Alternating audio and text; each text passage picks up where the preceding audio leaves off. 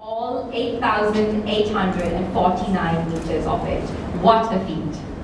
In recognition of this achievement, from 2016 to 2019, she was appointed the Goodwill Ambassador for Women's Rights by the Ministry of Women's Affairs in Sri Lanka. As an independent consultant, Jaynthi is currently co-creating Delete Nothing, an online platform aimed at addressing technology-related violence in Sri Lanka. She's also the chairperson of the Sexual Harassment Complaints Committee of the Sri Lanka National Olympic Committee. Ms. Kuru Utuhmpala will be enlightening us on the topic, Conquering Gender Stereotypes to Reach the Top, with inspiration from her own journey and how to never back down. It is an absolute pleasure to welcome Ms. Jaynthi Kuru Utuhmpala.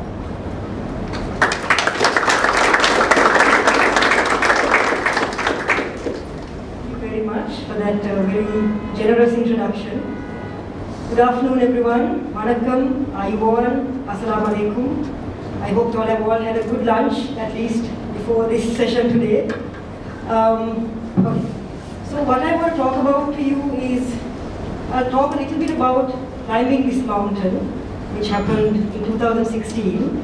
But in that process, I would also like to share some of the gender stereotypes that I had to encounter to undertake this journey. And I'll talk a little bit about what are stereotypes and how can we all challenge them. Does it affect all of us? And if so, how can we change them and challenge them? Okay?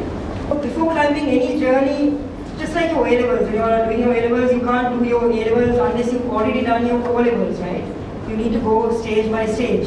You won't suddenly sort of from preschool decide I'm going to now do my A-levels and sit for an exam. It's the same thing with Everest. Before climbing the tallest mountain in the world, it was important to also climb other mountains taller than the ones we have in Sri Lanka. Because we do have the mountains in Sri Lanka are tall, but when you compare them to the mountains in the Himalayas, they're like tiny pimples. So that's not enough. So you have to go out to other parts of the world, and India and Nepal is close by for us. So climbing Everest also meant initially climbing other peaks as well. So part of the preparation and process for that was in 2012, we climbed Island Peak, which is a mountain of about 6,000 meters. Then in 2014, we climbed Kilimanjaro, which is in Tanzania in Africa, which is also about 6,000 meters, 5,000 something meters. And then in 2016, we attempted Mount Everest, right? So there was of course years of training. It's not just climbing one mountain to second mountain and then Everest. For me, the years of training began in 2003, right? Before I climbed in 2016 with 1 month mountaineering courses in the Indian Himalayas. So I had to put time and effort into it. So about 13 years of experience was necessary for me before attempting Everest in 2016.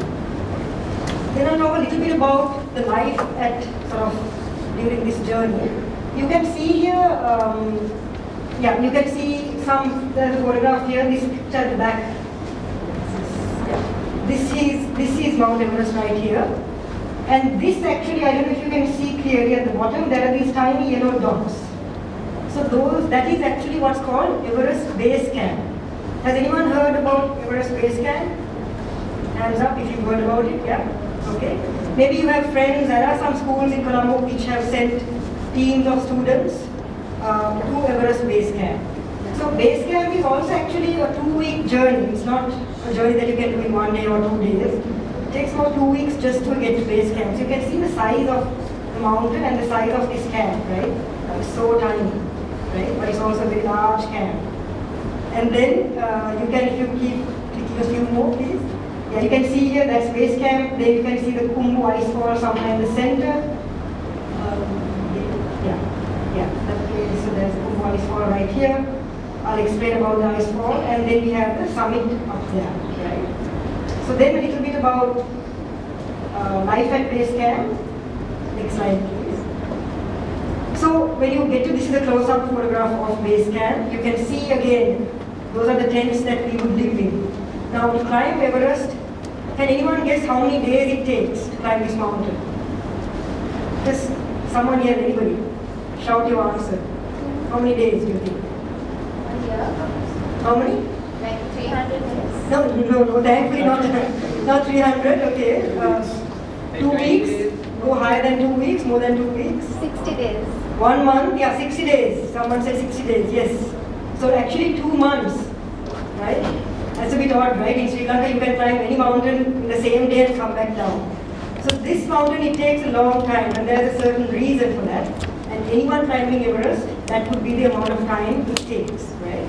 So we had to also really adapt to this environment. Like you can see in this photograph, this is just base camp, right? There are 4 more camps after base camp. But even here, there's no greenery, right? You can't see a single tree, not even a blade of grass, because nothing grows out there. There's only 50% oxygen at this altitude, at this height, right? So it's almost like another planet. There's only rock and ice everywhere you look, right? You can't also walk fast. You have to learn to breathe slowly and walk slowly because of the lower levels of oxygen. The temperature at base camp is about minus 20 Celsius, okay? Minus 20. So it's quite cold. It's not a temperature that you can really enjoy, obviously, but that was life at base camp. But the higher you go, it gets colder and colder, okay? So we'll move to the next slide, please. So here's a close-up of the Kumbu ice fall. So imagine like a huge bucket of ice cubes, right? And imagine some little black ants inside that. That was us. These little black dots you can see are people. And this ice is always melting when the sun comes out. And there are avalanches.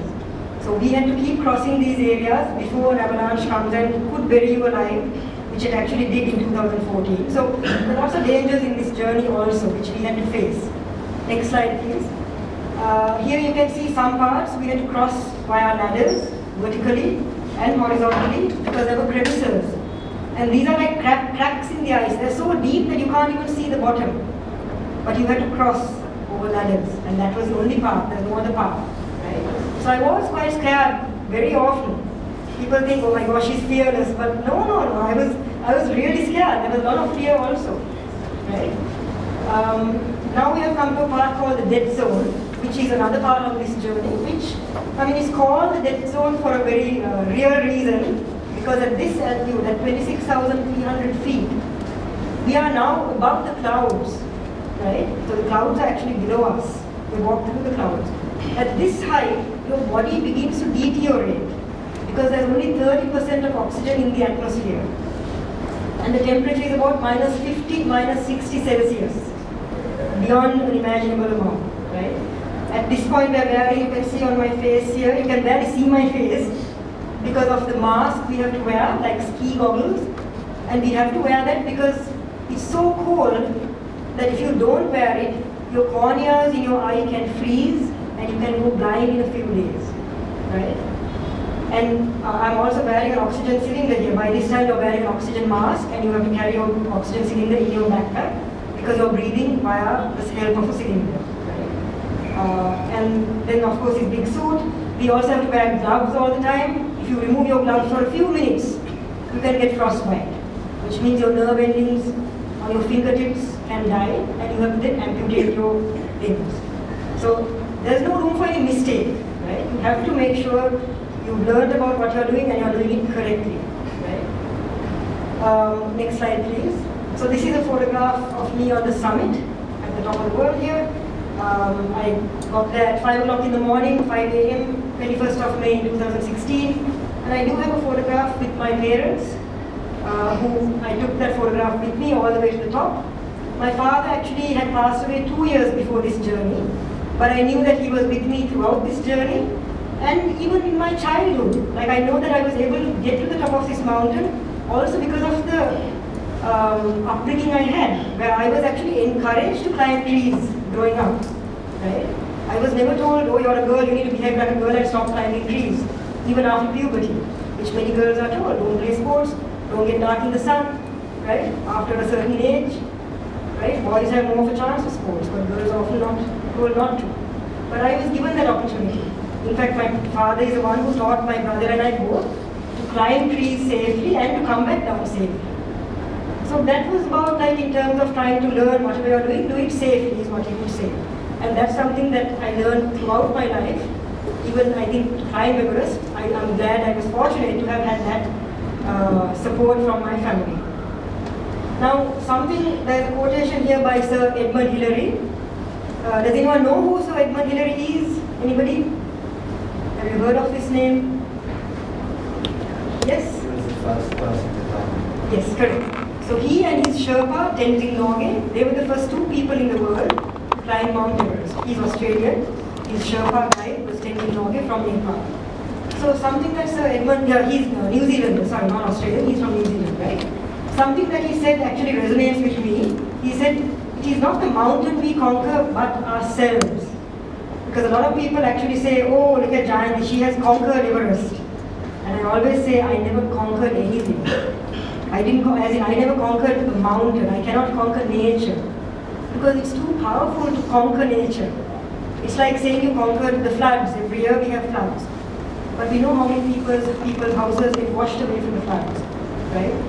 If there's like a natural disaster, we can't conquer those. We can't conquer nature, it's too powerful. But I had to conquer my mind and believe in myself in these 2 months if I wanted to climb this mountain.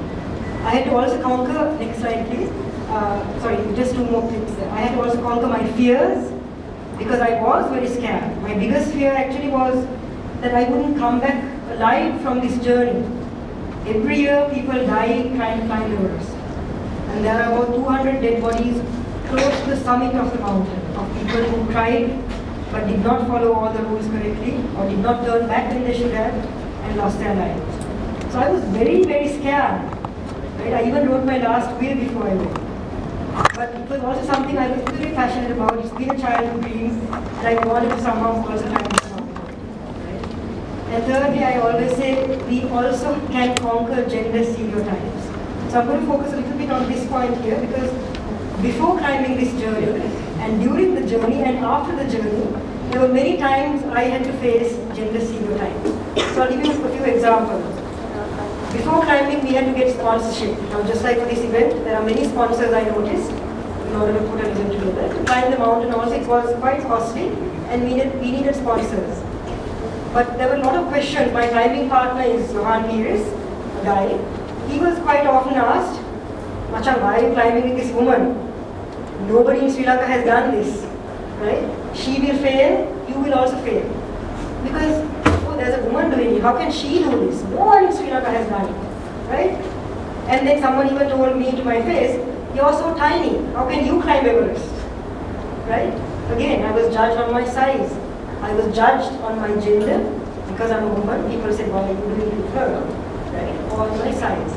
During the journey, I heard about this story where my mother told me later on that while Johan and I were climbing, so it was 2 months, and we were sharing the story on social media. And while we were climbing, there were these 2 guys and their friends, school boys, right? Probably like you, same age group as you. They were placing bets with their friends to see who will get to the top of Everest first. Can you imagine what the guy is betted on whom the guy is betted on, place their bets on? Any idea? On Johan, on the guy, right? Okay, that's another stereotype. Not on me, she's a woman, how can she get there, right? Even after coming back from Everest, I was told, I have always been, very often been introduced as, oh, here's the first Sri Lankan woman to climb Everest. Now, if a man had climbed Everest, are we going to say, here's the first Sri Lankan man to climb Everest? No, right? We'll say, here's the first Sri Lankan. So again, language also can stereotype, right? Because the idea people then have asked me, you know, you're the first Sri Lankan woman, right? Someone climbed before you, there was some guy who climbed before you, right? And I'm like, in 2016, I was like, no, nobody from Sri Lanka has climbed it. I'm the one.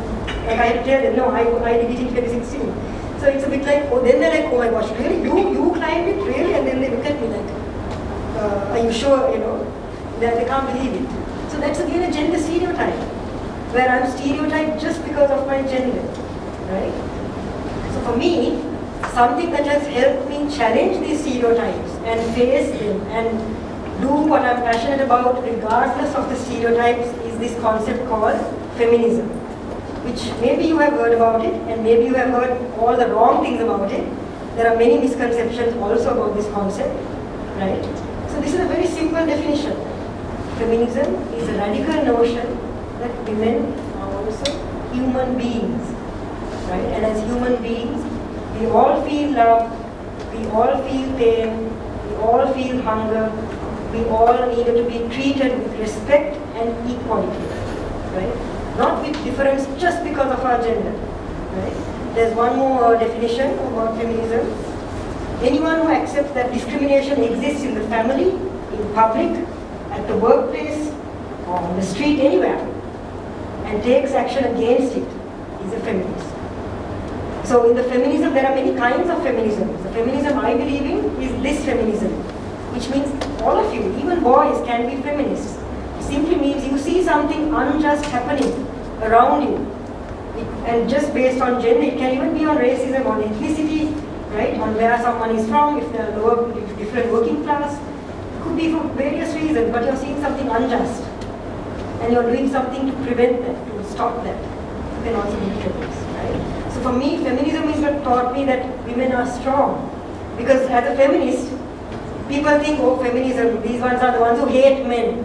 I don't hate men. I have many men in my life that I love very much and respect very much.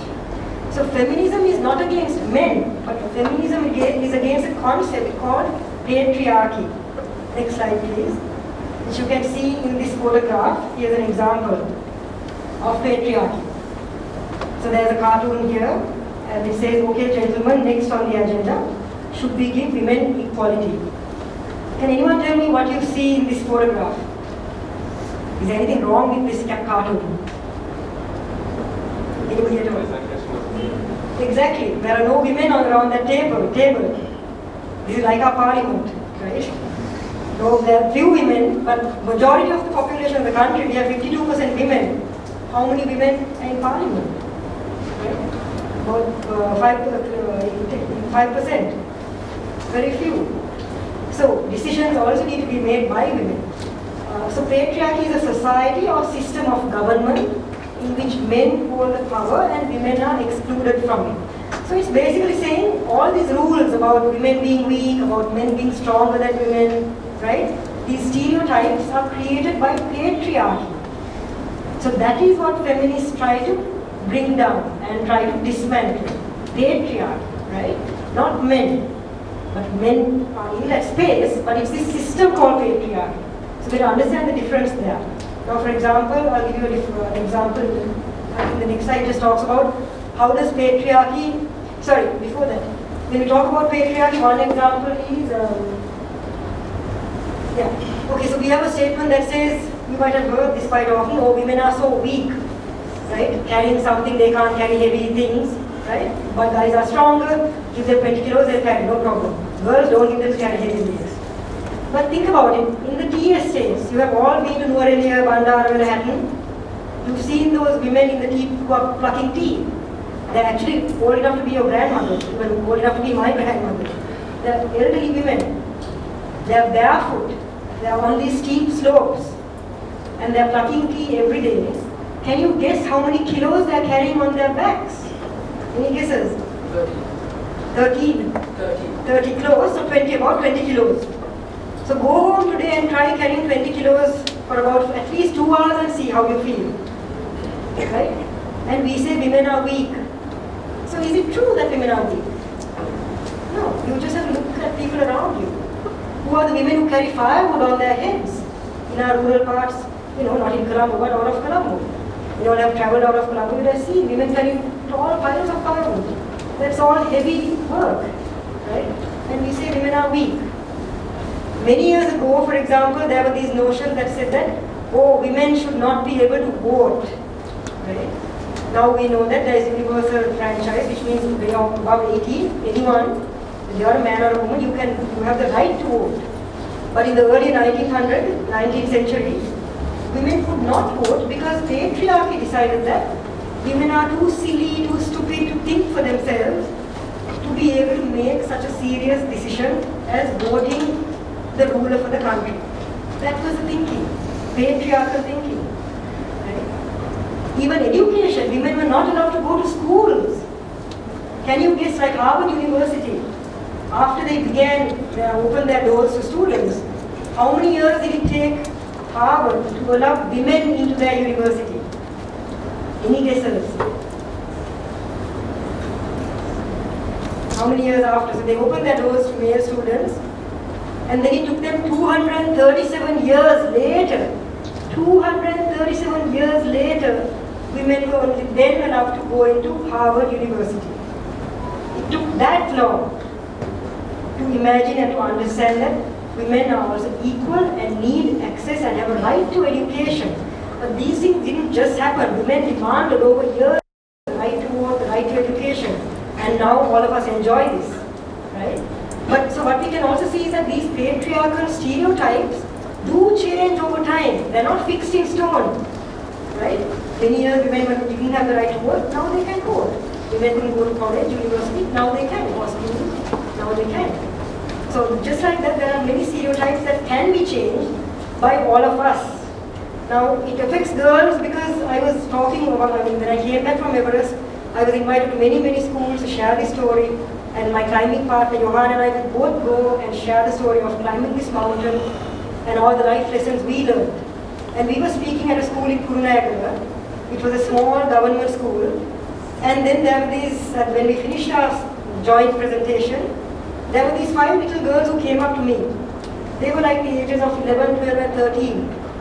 And then they told me, Miss, we're very glad that you became the first person to climb Mount Everest from Sri Lanka, of course, from Sri Lanka. So I said, why do you say that? And then they said, no, Miss, you have shown us that girls can also come first. So I said, well, girls can come first, boys can come first, anyone can come first. If you train hard and practice really hard and work hard at something, your gender doesn't matter. Then they told me, no, Miss, our sports teacher tells us that boys are always first and girls are second. Now imagine what that does to these 11, 12-year-old girls. What does it do here to their heart, to their minds? Those are stereotypes, right? Patriarchal stereotypes, which treat women as a lower being, not as the same equal human being. Those are the ones we need to challenge and question, because we know that's not true, right? If you work hard at something, you can come first in anything, if you're passionate about it. Then just does patriarchy affect boys? Because we might think, oh, these are things only that affect girls. But actually patriarchy also affects boys, because there are all these statements like, again, stereotypical statements that say, boys don't cry, right? How many boys in this room have heard that statement? Yeah? Even when you're 3 years old, you're told, Chee, don't cry, don't be like a girl, right? You're told, yeah, what is this? Like a girl, Chee, right? You're told that even when you're 3 years old, when you're 10 years old, when you're 16, throughout your life you will hear this. But what is wrong in crying? It's a natural human emotion. If your parent dies, it's a normal emotion to be able to cry. If your pet dies, it's normal to cry. But we tell our boys, patriarchy tells our boys, tells all of you, don't cry, keep it inside. Don't show your emotions. Be a man, right? But what does that do? It kills your feelings, it kills your emotions. And it makes life harder for you. There's like another whole, there are more mental problems that then arise as a result of that. Of what you are taught from even the time you're like 1 or 2 years old, right? In fact, when I shared this story of climbing Everest at another forum, one of the boys came up to me and said, Miss, I'm very glad you spoke about stereotypes, because I hate rugby and cricket, and my parents keep forcing me to do this, but I just want to do dancing, right? He just wanted to learn dancing, and his parents refused to let him do dancing. They said, you have to play cricket or rugby. Again, gender stereotypes. If he wants to do dancing, what's wrong with that, right? So we need to question these stereotypes, right? Because these stereotypes actually affect us from being the best we can be. If I believed in all the stereotypes people told me and didn't climb, like if I believed in them, I wouldn't have been able to climb Everest. But for me, because of the feminism that I learned in this process, which taught me to question those stereotypes and ask the question. If someone says, oh, women can't go to the temple for these reasons, ask those questions. Why not? Right? Ask, why women can't drive buses? Why not? We have only one bus driver who's a woman from the Colombo-Mathura highway. But even she had so many troubles getting that driving license. From the Intercity Bus Association, just because she's a weak woman, right? Why can't boys be ballet dancers? There are always lots of problems for boys who do dancing, who do singing. It's like do something proper, be a man, right? But the point here is that what I'm trying to say is that if we challenge these stereotypes, we can all follow the passions that, or careers and hobbies that we are passionate about. Because only if you do something you're passionate about, that you will also succeed. I'm passionate about climbing, and I still climb. Trees, mountains, rocks, everything. Even the roof, if I have to, I'll do it. Because I love climbing, right?